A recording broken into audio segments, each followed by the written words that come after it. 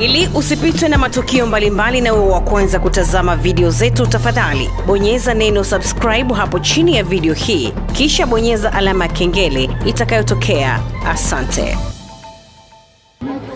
Uko kwenye maeneo matatu. Eneo la kwanza ni changamoto za pembejeo za kilimo. Eneo la pili ni elimu kuhusiana na masuala ya kilimo. Na eneo la tatu ni utayari wa watu kulima. Sasa kwa sababu nyenzo hazikuwepo, pembejeo ilikuwa ni changamoto, mbegu upatikanaji wake na elimu ilikuwa ni changamoto, wasingeweza kulima.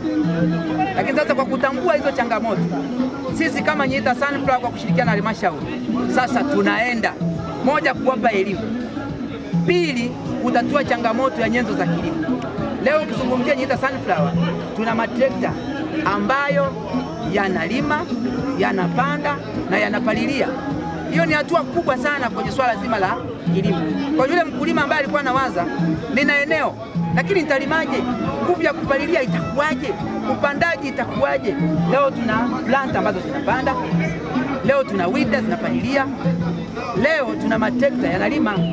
Kwa misingi hiyo, changamoto ya nyenzo za kilimo sasa kwa Rorya, niseme Nyiita Sunflower imekuja na tiba. Lakini kwenye swala zima la mbegu, sasa upatikanaji wa mbegu, ndio hii sasa tuna shamba tunalozalisha mfano mboga na ni mbegu hizi za alizeti. Sasa hizi mbegu za alizeti zinaenda kusambazwa kwa wakulima. Kwa hiyo ile changamoto ya upatikanaji wa mbegu pia tunaenda kuiondoa. Lakini tukija kwa changamoto ya elimu, tumejipanga vizuri. Kuanzia tarehe 19 tunaanza kupita kijiji kwa kijiji, mtaa kwa mtaa, kuwapelekea wakulima elimu ili waweze kujua faida za mazao ambayo kama halmashauri na Nyiita Sunflower tumekubaliana kuyapeleka kwao. Lakini pia kuwaondoa sasa upofu wale ambao walikuwa hawaelewi kwamba Rorya inaweza ikastawisha mazao haya ambayo tunaenda nayo. Kwa hiyo hii ni M40 na tunaamini sasa changamoto iliyokuwa Rorya kwenye swala zima la kilimo tunaenda kutibu.